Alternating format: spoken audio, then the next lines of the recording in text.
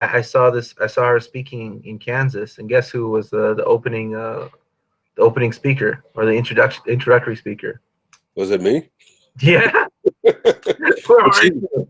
she was teaching here, and she was teaching at UMKC. She was at that Latinx, Latino Chicano. What is it? Latino Chicano Latinx studies program at UMKC.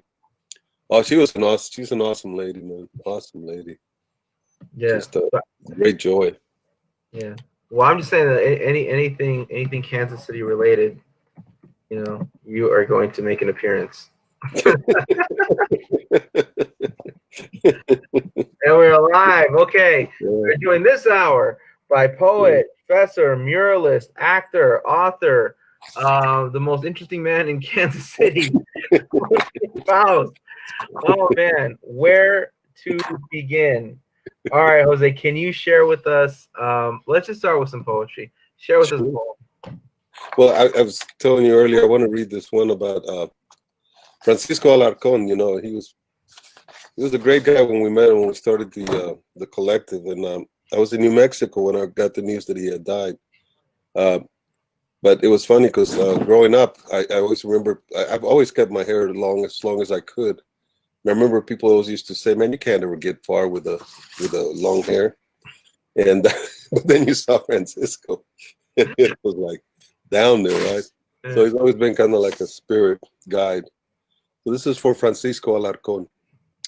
On this cold December night, the words drop on the paper, easy as the light from the sliver of moon, hovering over these lands where Hopi, Navajo, Anasazi dwell off the side of cliffs, drawing the breath in fits and gasp, like the first laugh of a child, where coyote crosses roads near first, second, and third mesas, and the old villages mirroring the belt and heft of Orion. I see you, shaman, with the spark of your eye drawing us closer to the gathering places. The waves of your hair, strands, ladders to the old tales and sacred halls of Cibola, Aztlan, Quivira, and El Dorado. Set the dinner before us. There are many to feed as your children come for the final blessing, once more before Turtle glides to the bottom. He was a great man.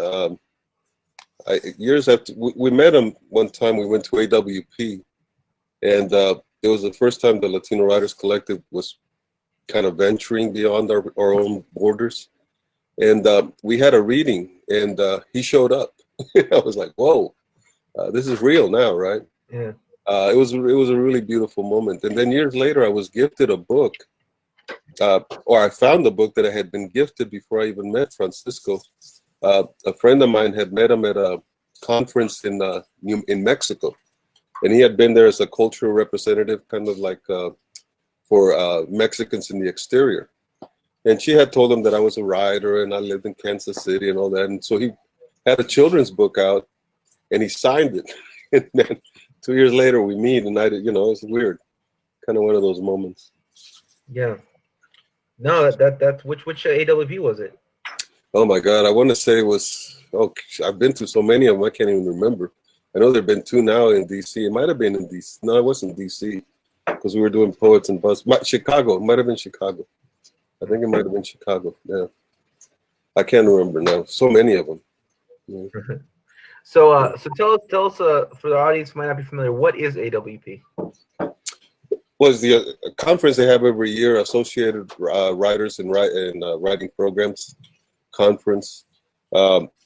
It's been held for a long time. I know they had it here in Kansas City a few years back, and it actually is going to be in Kansas City next year. But AWP, they kind of bring in a lot of writing programs. There's a lot of reading that takes place. They have a huge book fair. This last year, it was in San Antonio. And with the COVID thing, it was kind of depressing. It was really, the numbers were way down. People were really afraid to travel. In fact, most of the panels I was going to were all canceled. So it was kind of sad. I mean, it was, but it still is. I'm looking forward to next year, though. I'm kind of a little concerned about what it's going to look like next year, because I don't know how far we're going to get through this. Yeah.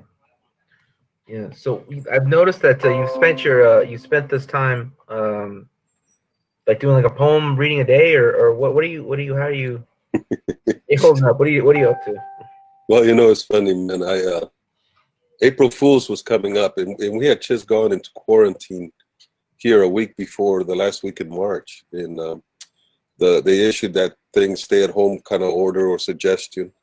And I remember thinking, oh man, this is Poetry Month is coming up. I keep fading out of there we go. Was coming up, and I had this poem that I always wanted to read. I read it out loud to myself. It's the love song of Alfred Prufrock. And I thought, man, you talk about a fool for April Fools, because there was not going to be no April Fools jokes, right? I mean, you making jokes on during the plague. But comes later after the plague's been with you for a while, then you get this black humor. Yeah. But I thought, I'll read this poem. And so I did. I read this poem. I posted it on my Facebook page. And man, I got so many responses, and so many people that texted me and said, hey, man, please read again. Can you please? And I said, okay. So I read the next day.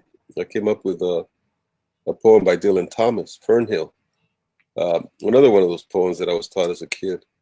And man, that just got even worse. So I said, okay, I'll chew on this. I'll put a poem out every day for Poetry Month. And I did until I put out one the last day of Poetry Month, and I kind of signed off. And then 2 days later, I'm back on here putting poems again.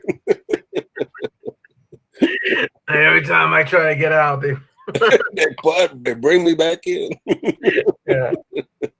But no, so how did your journey as a poet begin? Like when did you start writing poetry?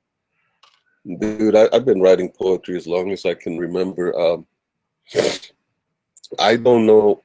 I remember one particular embarrassing moment that happened. I was in 7th grade, and I must have been writing a lot then, because one of my teachers came up to me and said, hey, we're having a food drive, and it's a contest between all the different classes, And I was in 7th grade, and she says, why don't you write a poem and we can use it to kind of motivate the students? And I said, okay. So I wrote a poem, right?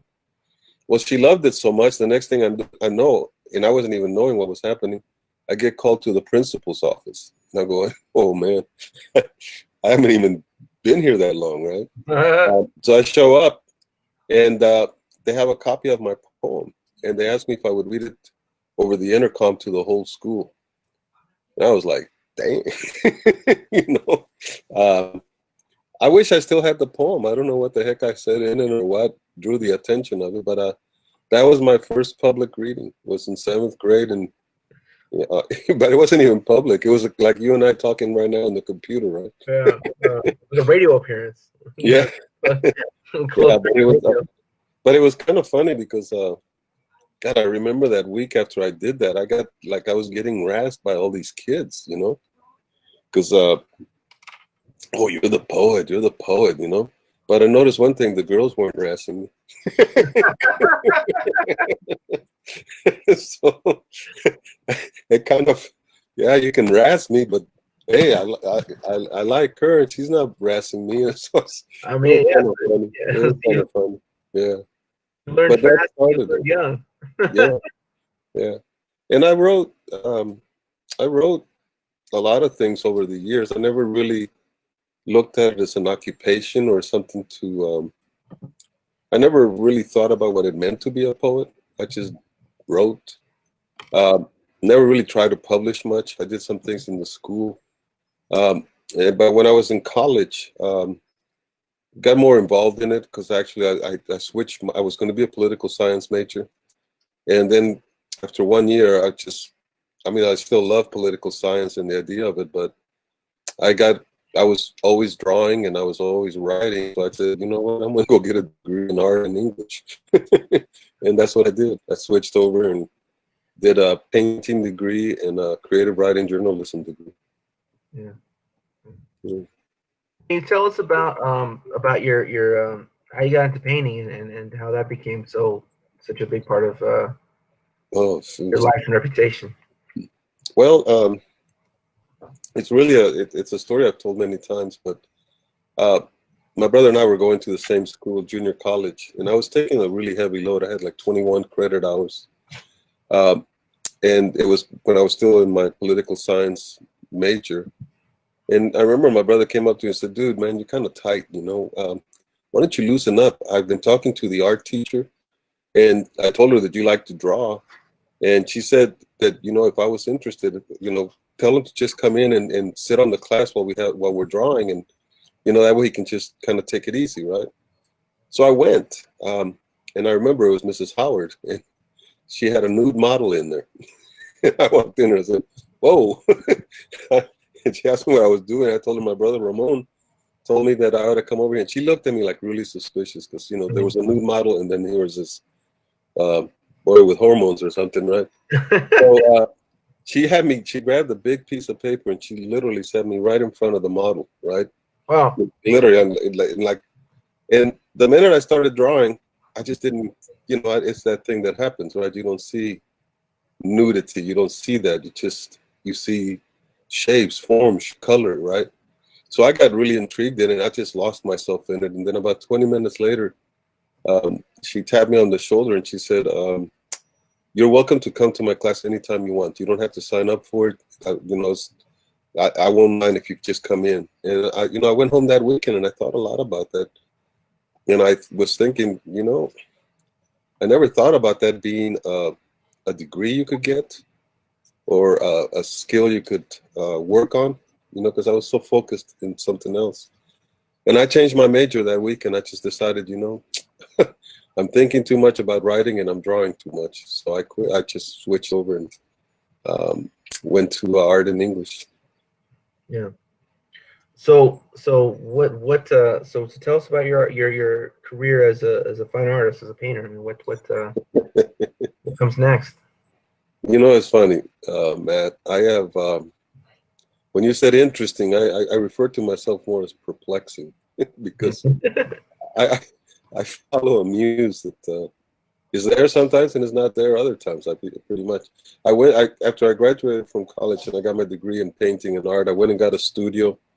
And I started kind of like really hanging the shingle, but I started working. Well, it got expensive, man. I mean, you know, trying to do that because nobody's buying your work. You're just kind of like taking a space so you can keep on working because you had space in college. And I got a job that last year I was in college working at a law firm. And that was a big detour, man. 15 years later, wow. I quit the law firm and I decided, you know what? I went to college for art and writing, and I'm not doing any of that.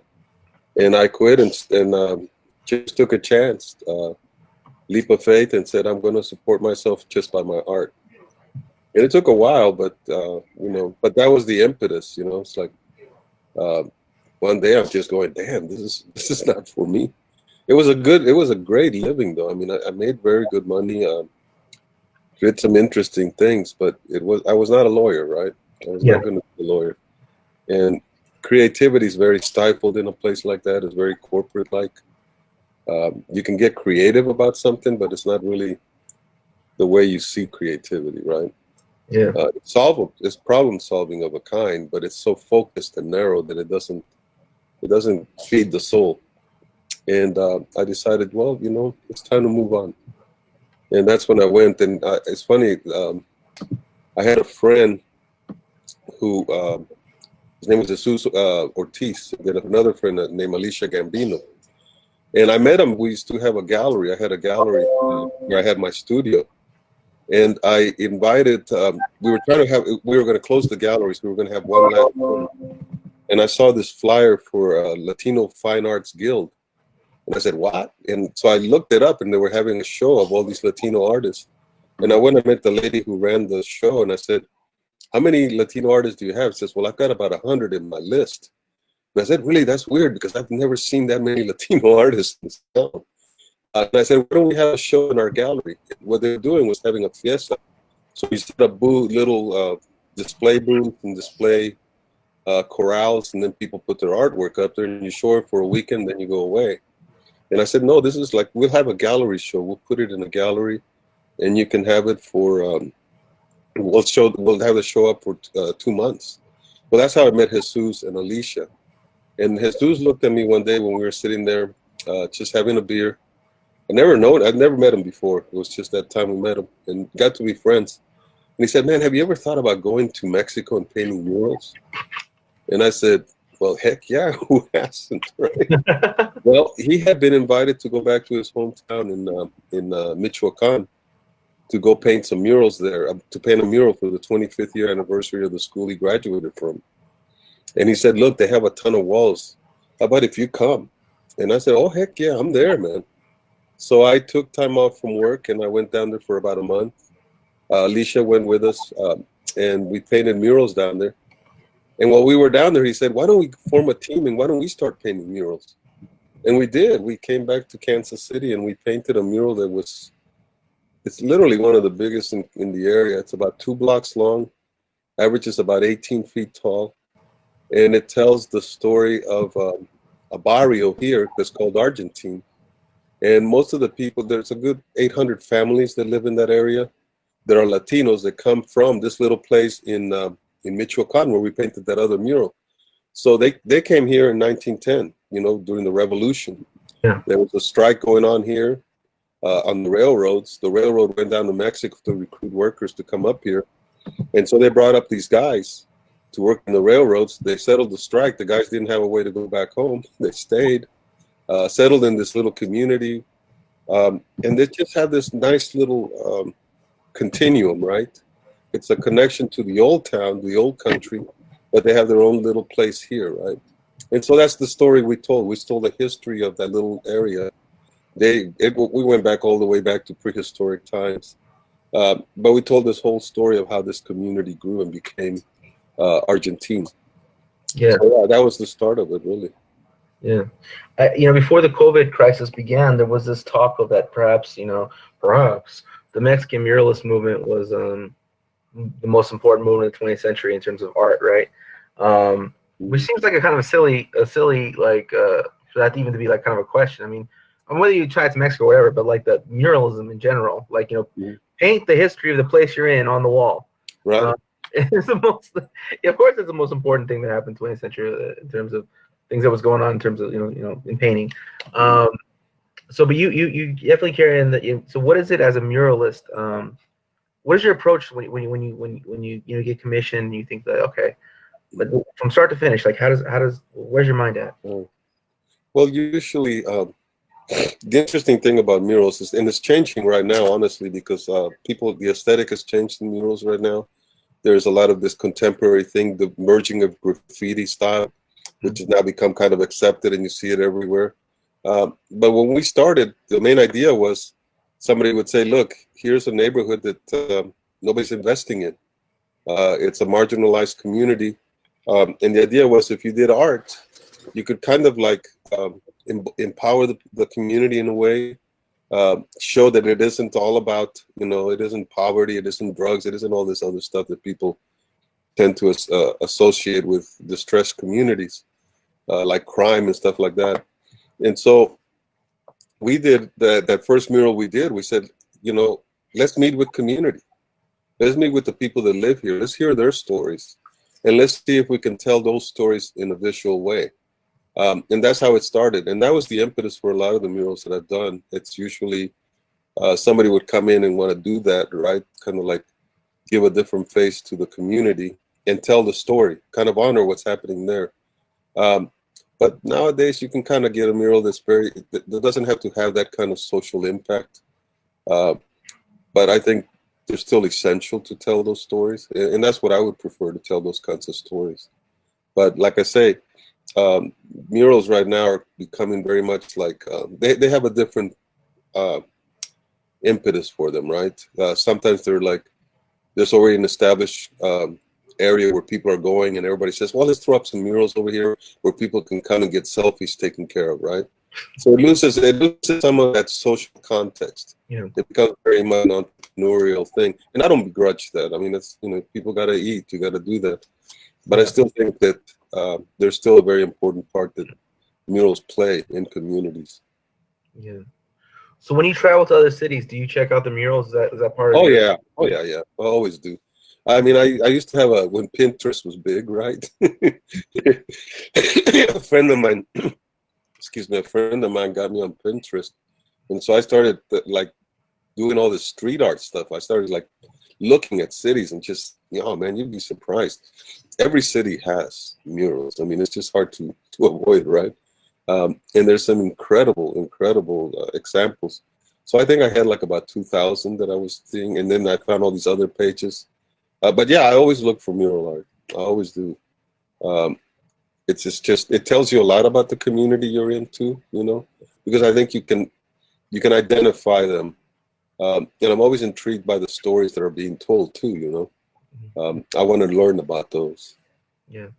Have you ever been to Boise, Idaho? No, you know, I'm going to think about that. I went through that area almost 40 years ago hitchhiking. Okay. So they have, I did not stop long enough to look at their murals. I don't think they had any back then. Okay, so probably not, but there's this giant mural in Boise, and it's in like a I don't even know what to call it, like an alley, but it's a closed off alley, kind of like that, and there's only like maybe 8 feet between the walls, right? Oh man, no. It's like a 250-foot alley, and the whole thing's so there's no way of seeing. Like, you know, so it's kind of like you only see bits of it, and I think that I don't know if that was just like a necessity, just like that's what the city gave the artist, or if that was like an intentional artistic decision.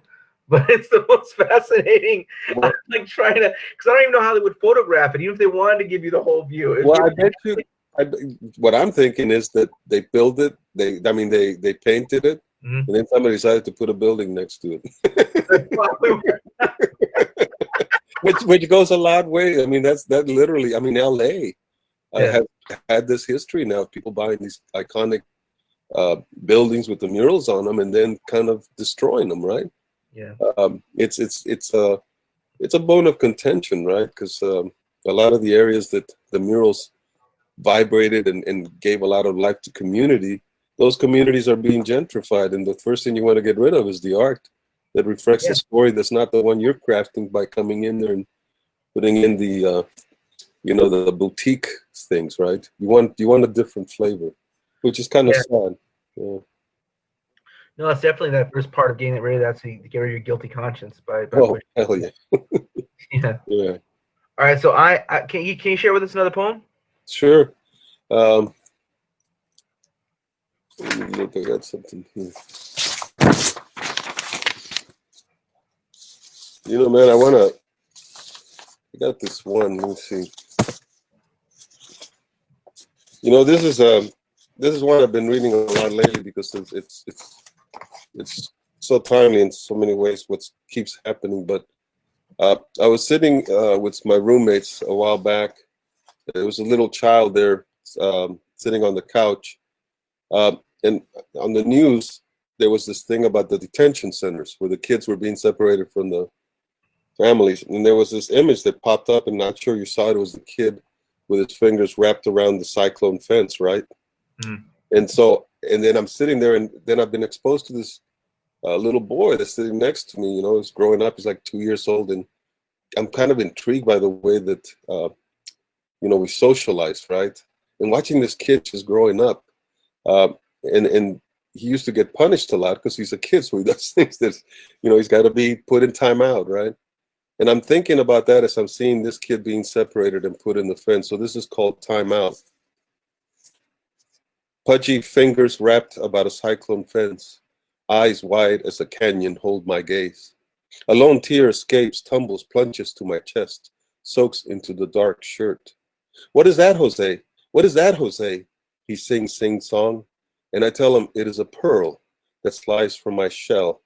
What is a pearl, he asks. If you don't tell me what it is, I'm putting you in timeout. You will go and sit on the sofa. On the sofa, you're in timeout until you tell me what a pearl is. No play for you. And he laughs and laughs till the pearl is a casket of silver strands, glimmering, dangling like ribbons on a leafless tree. Are you sad today? Why are you sad? Timeout is not bad. I get timeout all the time. I sit and wait, and then timeout ends, and I get kisses and hugs. I'll sit with you till the tears stop and you get your kisses and hugs. Timeout is a mother's place. Timeout in a corner. Timeout of a day, out of a warm embrace that never tires of nonsense. Doling out time with grace. A hand that cups like a halo about thick, rampant strands of hair begging for a warm caress. His blank eyes disrupt, diastole, systole, break my heart. A finger clinging to a cyclone fence releases a strand of tears dripping from canyon-wide eyes to puddle on a floor, while a tattered flag on a stick strings choke in fitful gasp. This flag is not for children. This flag needs time out on a sofa, in a corner, against a wall, in front of a firing squad of brown children, armed with hugs and kisses, stinging like darts, each prick a barb, targeting a soulless heart. And that's it. A little boy almost made me cry when I saw it, because then I'm looking at this little boy that's over here, and I'm going, there's not much difference in age. I think maybe the one boy was 4 that was clutching that thing. Yeah.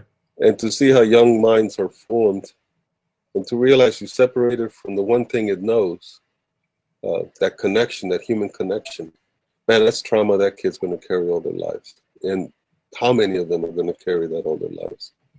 So that's what that poem is about. Hopefully, you know, with love, they can get back at their oppressor. Yeah. You know? But yeah. I remember, you know, growing up, like obviously nothing that drastic, but I remember growing up in California, and, you know, a lot of the formative stuff, you know, I was a teenager, but I was a teenager, about to be a teenager, around like Prop 27, around that time period, and I remember a lot of that being very formative and shaping how I see things. But I think about now, like, how much worse. I mean, even as bad as that was, like, this era is much worse. To be like 5, 6, 7 years old and to hear these things and to grow. I mean, like, you know, it's horrible enough as just an adult just dealing with it, you know, like the insult and the whatever. But can't imagine. I mean, like, just to be a child and to have that the messaging as you like come in to understand who you are and your place in the world, and these to be the conditions. It's just, well, and what's the message you're getting? You're not valuable. You're not valued. While kids may play in a crib, you're shut up in a cage. It's a big difference between that, right? In a crib, a hand reaches to bring you to warmth. In a cage, you're denied warmth. You're denied any content. And if you inhale that into your mind, into your consciousness, that has to do a lot of things to you. One, it's going to take away your confidence, right? Because you don't see other kids getting that. And you know that the only thing that's different is what you look like, right? What your parents look like, where you come from. And that is indelible. And so you can either do one of two things. You can allow yourself to fall into it, carry that trauma with you, exhibit it in so many different ways. But you can rebel against it in ways that are probably not even healthy towards you, right? And I imagine the third way is the thing that the culture can give you. But we're not taught that in school. So we have to find that by ourselves. So basically, we're just given two paths. You'll either fall in sick or you'll rise above it, angry or whatever it may be. Yeah. But the third path, that's where culture comes in. That's where our stories have to exist. And I think about kids that go through that, thinking about myself growing up in this country as an immigrant. I had no stories about where I came from. I didn't find those stories till I got to college, man. That's the saddest truth. And so I think we're creating the conditions for hope. I mean, I'm not going to embrace it totally that negatively. I see some right here in Kansas City, we have some incredibly young Latinx kids, Latino, Mexicano, wherever they come from, just really exerting themselves through arts, through education. So I'm hopeful in that sense, but man, I know we got a lot of work to do. We got a lot of work to do. Yeah. Well, I want to touch on that in a minute, but first I have a question for you. Sure. The Life and Times of Jose Calderon. Where did you get that title? Actually, I had a friend that was working with me. I usually don't share the work, you know. My grandfather's name is Jose Calderon. No, mine is Jose Faus. Well, mine's Jose Calderon. I'm telling you, my grandfather. Yours is Jose Calderon? Yes. Well, shoot, I was writing about you. Matthew Stephen Calderon Cedillo. Jose Calderon. That's my grandfather. I'm very. Holy crap, Look at. You know, it's funny because I told her, I said, she had suggested, you know, how about this is the title? And we had a different name for it. And I said, man, that just doesn't sound right. And I remember there was a teacher I had, his name was Calderon. And he was a, what do you call it, a blacksmith, right? He was a black guy, but man, a young, small guy, right? But God, he had these huge horns. And he was, and I just remembered, I said, how the hell did you get a Latino name, right? But I always remember Calderon, hot iron, right? So I said, that sounds like the making of a good name. Shoot. So that's your family name. That's a family name, yeah. That's my grandfather's name, Jose Calderon. That's my... Well, you know, it's funny. The character was going to be Sepúlveda. What is it? Sepúlveda. And I thought, man, I can't even say the word. Calderon. That's wild. So okay, so tell us about the book. Well, the book is kind of you ever had that moment you wake up one day and you wonder, has my life been worth anything, right? I mean, have I really done something? And you have those moments, if you're lucky, they happen a lot throughout your life. It's what keeps you honest, right? It's what questioning. But the question then was, for me, was this is a guy who at 50 years old asked himself this very basic question: what has my life been about? You know, he's never really had a reflective moment. And so he sits down to write the story of his life, trying to find purpose in it. And the very first poem in it actually tells him that he's got a lot of work to do because he's not sure that that he's done anything worth living. And that's what the impetus of the book was. So it's a series of moments that take place over the arc of a life as the guy remembers things. He's an immigrant as well, so the immigrant narrative plays a part of it. The loss of culture and finding something, right? It's kind of, in the end, there is some kind of affirmation of a life, but it's kind of that idea. What is it? Somebody said, make the ordinary extraordinary, the extraordinary ordinary. Well, his life has been an ordinary one, but the fact that it was his life makes it extraordinary, right? And that's what the book is about, from his point of view, from people that knew him.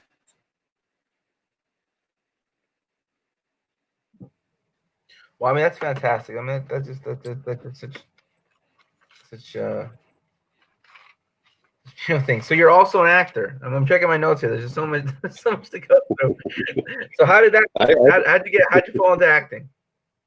Man, you remember that movie Accidental Tourist? Yeah. I'm the accidental actor. A friend of mine wrote a play for a French festival, and she called it Wiccans in the Hood. And so she had a reading for it, right? We had a table reading, and she knew me, and she says, hey, do you mind reading a part?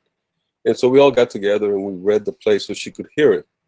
And I remember she was talking about it. She talked about she was going to send it out to New York to a festival, right? She had just started writing plays. That literally was probably her second or third play. So a little 10-minute play. And so she's 15-minute play. She said, I'm going to send it to this competition. And she was kind of dithering a little bit. And I said, well, hey, if it wins, I'll act in it if you do it here. Well, you know what happened? It won. And I had to go act in it. And so I did. I went and acted in it. It was the most terrifying thing I've ever done. but what's interesting is somebody saw me in that play, and then a few months later they approached me and said, hey, would you like to be in this play? We're looking for somebody, and I think you'd be exactly that person we would want in there. I said, okay. And then it's been that same thing, it's been like this older Latino guy. We need one, let's find him. And so I've done now about 4 or 5 things. We did Octavio Solis, the Inch Festival, did a tribute to him last year. So I actually was recruited to go down there and play a part in that tribute, which was awesome. And got to see a lot of Latino actors, because there's not a lot of us here, right? Yeah.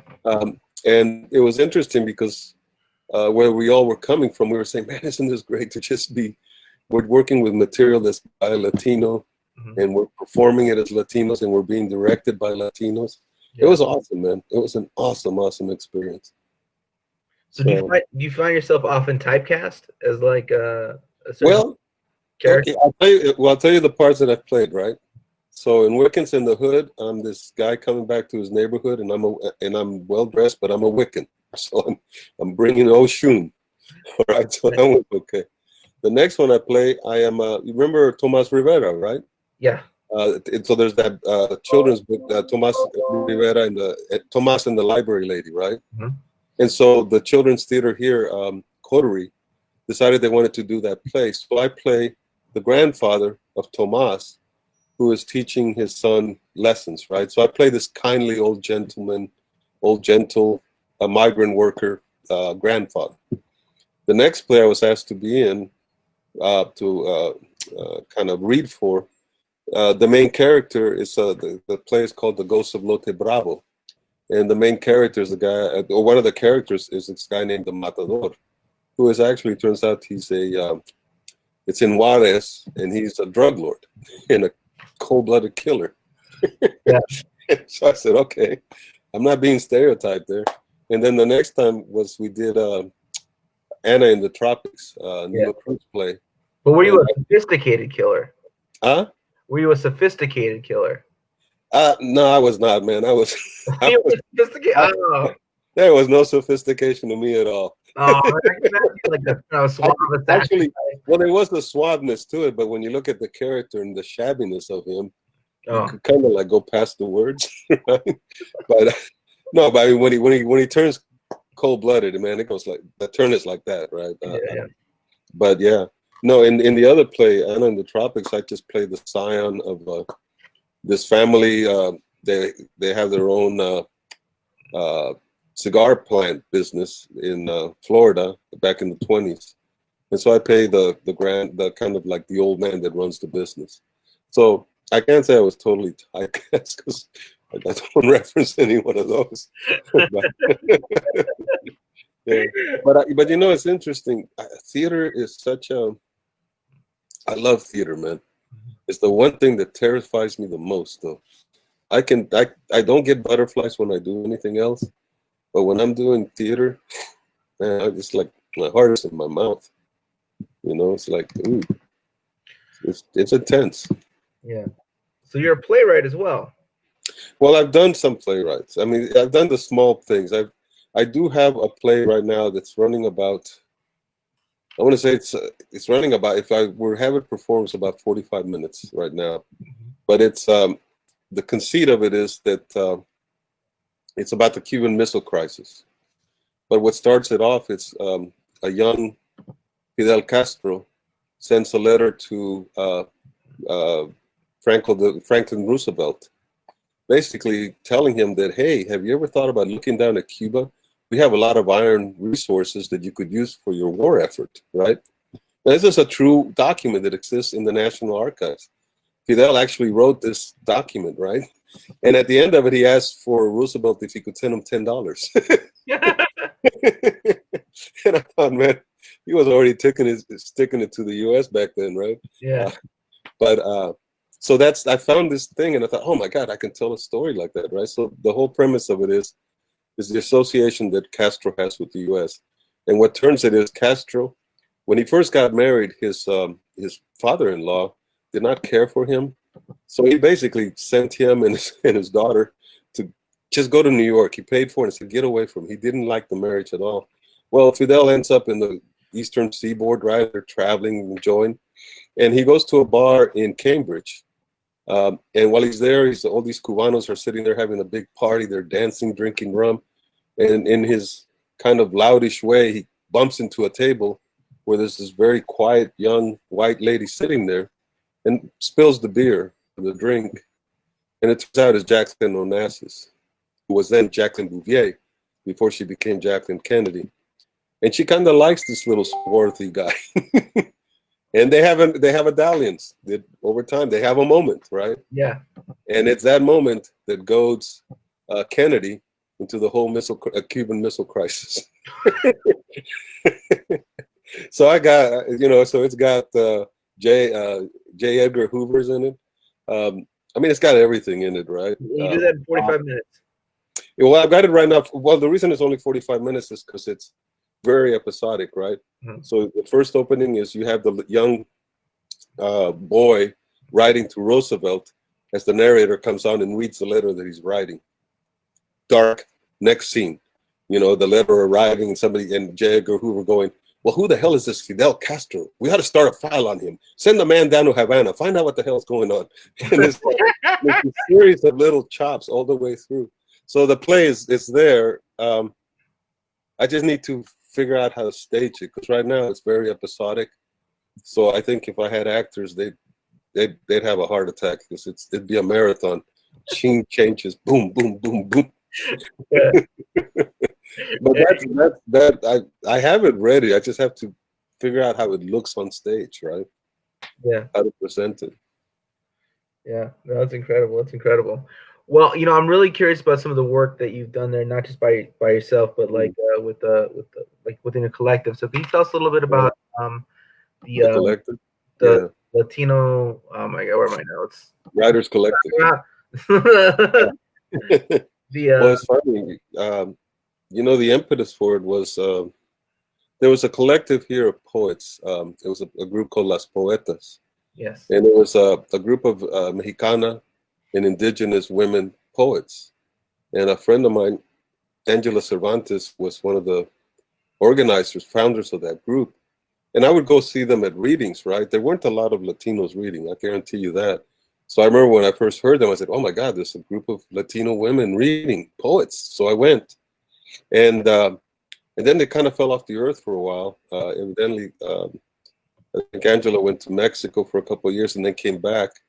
And they started again showing. And so I started saying, hey, how about if guys can be part of Las Poetas, right? Well, it's not like work that easy, right? It was their thing. Well, they disbanded. And then I started kind of like, kind of ragging her a little bit and saying, hey, come on, Angela, you know, why don't we start another group and we'll get some other poets. I know there's a lot of people out there that are Latino and that, have a voice. They have something to say. And so we did. Over time, we started a collective, and we started, I think it was 5 of us. We called ourselves, found our name, and then we started presenting. And it was one of those weird things. We did not realize the hunger for it, right? Yeah. We started getting like a lot of people would come to our readings. And, but the also thing was that we also didn't do readings the way your typical poetry reading is, right? I remember we sat around before we had our first reading, and we said, "Hey, let's practice." You know, we were housed at the writer's place, and they had a microphone up there and this little podium. So I said, "Hey, why don't we all read to each other and we'll critique each other, right?" Well, we found out how very quickly that some of us read like trees, right? We were stiff as hell, and we said, "You know what? We got to be different. We got to really invest emotionally and performatively in the work that we're presenting, right? There's one thing for it on the page, but it's different when we're presenting it." So we practiced, and we became that kind of group that when we read, it was a different reading than what other people were reading. And we got noticed. We got a lot of people that came. We had a lot of people that came through the group as well. But that would really, and that kind of started us. I think that's when we formed as a group, all of a sudden we said, hey, somebody, I don't even remember who suggested it, that we go to AWP. And we thought, but God, we're just these Latinos here in the middle of the Midwest, right? I mean, what the hell are we doing to this national conference? But we went. And we went to the panels and we saw that and we said, hey, you know what? We can present. We can come up with some panel ideas. And God, we've presented, I think, every year we've gone, except for one, we've presented on a panel at AWP. Miguel Morales, who's a member, and now he works with a group called Resistencia, or he works with a group La Resistencia. He would craft a lot of these proposals, and we started getting accepted, and we went, and we started making presentations. So that started getting us out there. We met a lot of people, and kind of, I think people were surprised that there was a collective of that sort in Kansas City, because as much as I hate to admit things like this, people don't really, I mean, they do see us as flyover country, and they see us as flyover country, even ethnically, right? But people would be surprised to know that there's a sizable Latino community in this town. It's like about 250,000 in the metropolitan area that are Mexicano, Colombiano, predominantly, mostly are going to come from Central America and Mexico. But it's a very broad community, very mixed, and it's spread out all over the place. So that we found an audience, and that was good for us. Yeah. So a lot of this project's been about kind of documenting. You can try to keep it kind of simple. It's documenting the oral histories of like venues and presses, right? That a lot have been trying to capture that. So could you tell us a little bit about 39 West Press? Well, 39 West Press is a press that's here in town. It's run by what is his name, J.D. Tulloch, and he's the one that put out my book. But he's done some projects of his own. But what we did as a collective, we always wanted to have control, kind of in a way. Mm-hmm. So we started our own press, an imprint kind of. We call it it's Kukui Press, and we put out three anthologies actually. You called it El Kukui Press? Kukui, yes. So that's our symbol, is the Kukui. My friend Maria Vasquez Boyd is an artist, and she said we need a logo, and she came up with the Kukui. We said, oh, hey, that's great. But we put out in a poetry anthology. We put out a short story anthology, and then we put out a totally in Spanish because we had writers in our group that they speak Spanish and they write in Spanish. They would come to our meetings and attend, and they would kind of contribute to the critiques, but they never brought work because they were writing in Spanish. And we said, no, we gotta do an anthology for Spanish speakers only. And so we put out an anthology for Spanish speakers only. No translations, no bilingual, none of that stuff. Yeah. We just said, this is the voices. And it's in that book has people from Malaga and Galicia, Spain, Costa Rica, have people from Peru, Mexico, Colombia, Ecuador, that are part of our collective, right? But it was that voice that wasn't getting a shot. So that's what we did. But as far as presses, there's another press here. It's called the Spartan Press, which what they did, they started this really beautiful thing, which helped a lot of our members actually get their first book done. So my chapbook, This Town Like That, was put out by Spartan Press. And what they did is they decided they were going to do they wanted to highlight a poet a month, and they were going to do it for 12, right? Well, I think by the time they got done, they ended up doing 50 poets. And there were poets from Kansas City. That was their first book. And I can tell you that out of the collective, I think we had 6 members who that was their first book they did, was a chapbook for Spartan Press. And Spartan's still around. Actually, they're just now getting ready to they're putting out the anthology for, the book for Huáscar Medina, who's now the Poet Laureate of Kansas, first Latino Poet Laureate of Kansas. And his book is coming out, or be coming out on the Spartan Press too. So that's been kind of the little trajectory for the books. Yeah. All right. So this audio, this hopefully eventually is intended for a wide variety of people who may not be so familiar with different cultural references. Can you tell them a little bit about what El Kukui, the legend of the Kukui? Well, you might even be better at it than me. El Kukui is that kind of what's the bogeyman, right? Yeah. You know, bogeyman. He can be anything, right? Little creature. In Colombia, we did a panel on the Kukui for AWP, which is how to tell the story. So we went and looked for all these different representations, and we worked with a collective. God, I've forgotten their names already. It's a Portuguese writers collective, right? And we put a panel together, and so I did one on the Silbón, right? He's like he's the Colombian Kukui. He's the Colombian bogeyman, right? So that's kind of what we did. You find them all over. Latin America is full of them. Actually, Francisco, I think, mentioned Francisco Alarcón in one of the things I saw, talked about the Kukui and that kind of cultural reference, right? So yeah, it's funny, but it's I think if it serves our purpose, right? It serves our purpose as being kind of these exotic, undescribable, not attainable, grabbable thing culturally. That will punish you for misbehaving. So don't fuck around. Or they'll punish you for behaving the wrong way. I'd rather say it that way. Yeah. Yeah, for forgetting your manners. Yeah. Yeah. So okay, we're gonna drop the links below. Where can we find your poetry collections? Where can we find your novels? Find your work? Where can we find it? Yeah. Well, we have the book. You can go on to. We have a page on Facebook, the Latino Writers Collective. We maintain that page. We get a lot of connections from people. We will actually post for other people events that they're having and stuff like that.